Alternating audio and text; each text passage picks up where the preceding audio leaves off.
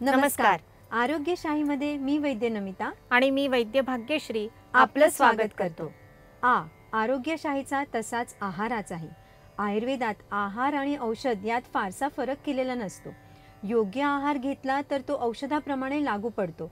किंबहुना आयुर्वेदात रोगाच्या काही अवस्थेत औषधापेक्षा आहार नियोजनाला अधिक प्राधान्य दिलेलं असतं.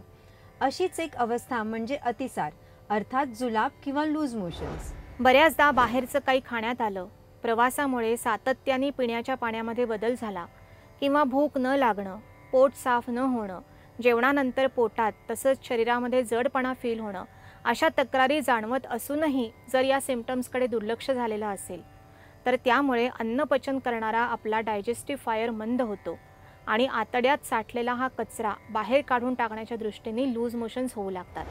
वेळेवर पोट साफ करण्याचं जे काम खरं तर आपण करायला हवं होतं ते काम शरीर करायला लागलेलं असतं आणि त्यामुळे या अवस्थेत आयुर्वेदशास्त्र लूज मोशन्स थांबवणारं औषध घ्यायला मनाई करतं. पोटात आतड्यात साठलेलं विषद्रव्य बाहेर काढून टाकण्याचा शरीराचा प्रयत्न यशस्वी व्हायला हवा, हा यामागचा उद्देश आपणही समजू शकतो, नाही का? यामुळेच सहसा लूज मोशन्स होत असताना भूक लागत नाही, कारण आतला डायजेस्टिव्ह फायर मंद झालेला असतो आणि पोटाची सफाई करण्याच्या कामात पोटाला अजून वेगळ्या नवीन अन्नाचं लोड अजिबात नको असतं.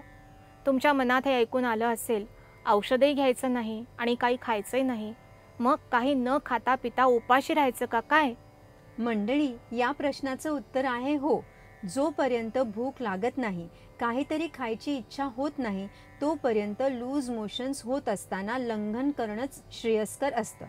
मात्र डिहायड्रेशन होऊ नये यासाठी तहान लागेल तेव्हा सुंठ आणि बडीशोपेचं पाणी पिता येतं. यासाठी पातेल्यामध्ये 2 लिटर पाणी उकळण्यासाठी ठेवावं.